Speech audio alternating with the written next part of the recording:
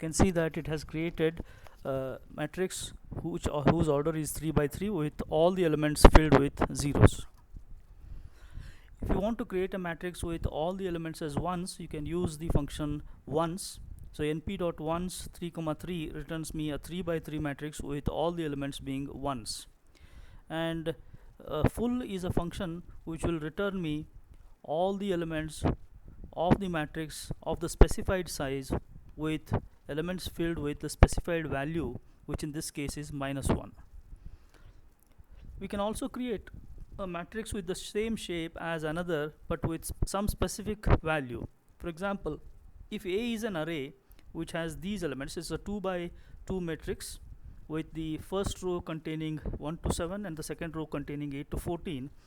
We can create an array B which is similar to A, that is whose shape is same as A but with elements different from this. So we can use full like A comma 99, which will return me B, which is an array of 2 by 2 order but all the elements filled with 99.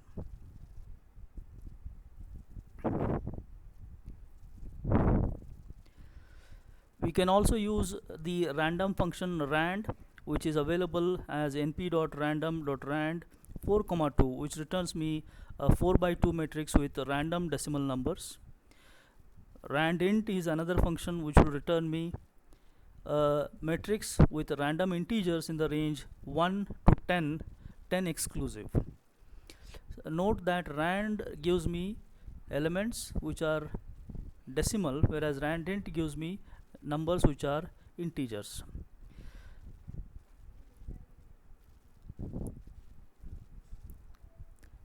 We can create an identity matrix using the function np.identity4, which returns me a 4 by 4 matrix which looks like an identity matrix.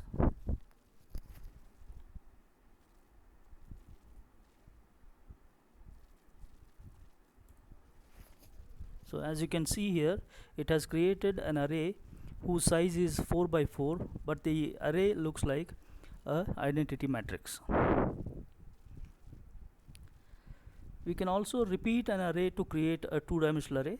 For example, np.array 1 2 3 returns an array of the shape 1 by 3, because look that we have specified a sublist within a list.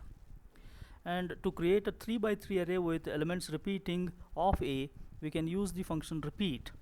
A comma 3 with access as 0 returns an array which looks like this.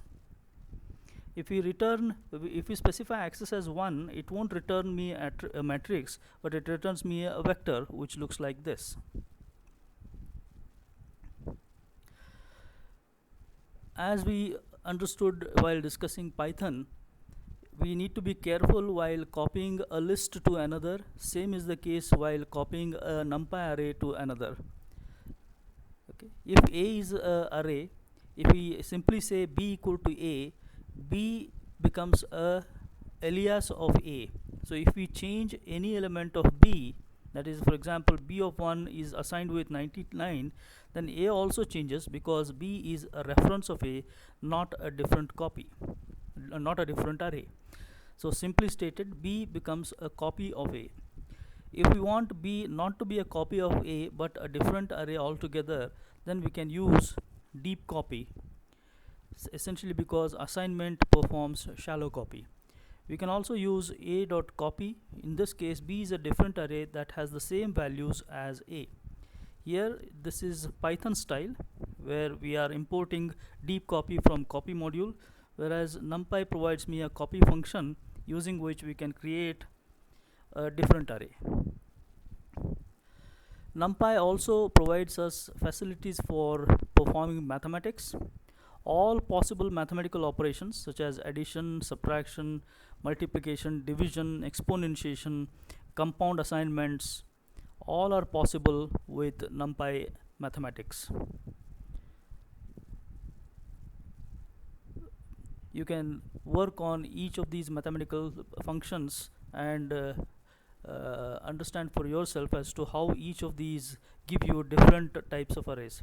Understand that NumPy mathematics is performed element wise, whereas linear algebra is done on the entire matrix. This will become clear shortly. For example, A is a two-dimensional array whose all elements are ones, and B is same as A, but that is it's a 3 by 2 matrix with all the elements as 2's. Mul is a linear algebraic function which gives me multiplication of the two matrices, whereas A into B returns me individual elements of the two arrays multiplied with each other. You can also use functions such as det, which gives me determinant of the matrix. Similarly, we can also find rank of a matrix, norm of a matrix, eigenvalues, inverse of a matrix, trace of a matrix. All these functions are available as NumPy library functions. We can also perform statistics with NumPy. For example, functions such as min, max, sum are available as part of statistics with NumPy. This gives me the minimum element in the array A, this gives me the maximum element, and so on. We can also stack one matrix on top of another. For example, if V1 is an array or a vector with 1, 2, 3, 4, and V2 is a vector with 5, 6, 7, 8, then we can create a multi-dimensional array, that is two-dimensional array, by stacking one over the other. In this case, if we stack V1 over V2, then it returns me a 2D array which looks like this. We can do it as many number of times, like V stack V1 V2 V1 V2 returns me V1 V2 V1 V2. This returns me 4 by 4 matrix. 4 by 4 matrix. We can also horizontally stack arrays. For example, if this is a vector with 2 4 and this is 2 2, that is ones and zeros. Okay, let us look at how it works.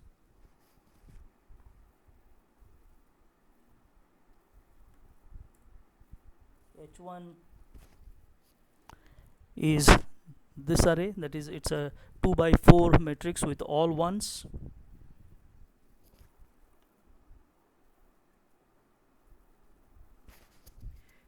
H2 is a 2 by 2 matrix with all zeros.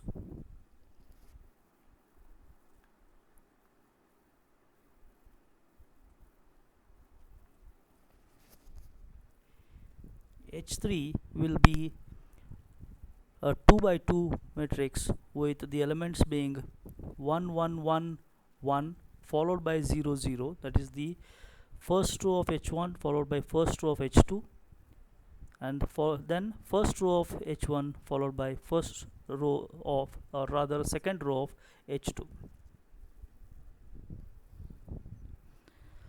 We can also read data from a file. For that we can use the function gen from text, specify the text file name and specify the delimiter.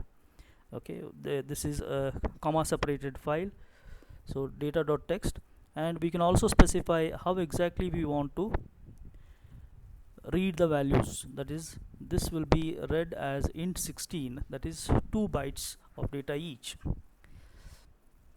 So assuming the data contained is this, then it returns me an array whose data type is 16 bits. We can also perform Boolean masking and advanced indexing. That is, if you look at F here, it has 1 2 3 4 so on up to 10 as the first row, 11 to 100 and so on.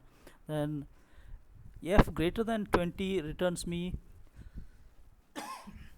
all the, wherever the element of the array is more than 20, that is returned as true, whereas all the other elements will be returned with as false. We can also index